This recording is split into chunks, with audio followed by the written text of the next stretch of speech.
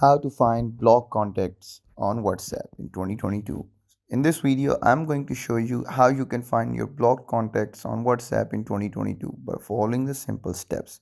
First thing you have to do is open up the WhatsApp application on your mobile phone devices. Afterwards, go into the settings mode that would be achieved through tapping on the right upper hand corner on the three dot option. Afterwards, there is going to be a dialog box on which you have to click or tap on the last option of settings. Afterwards, a new page would appear.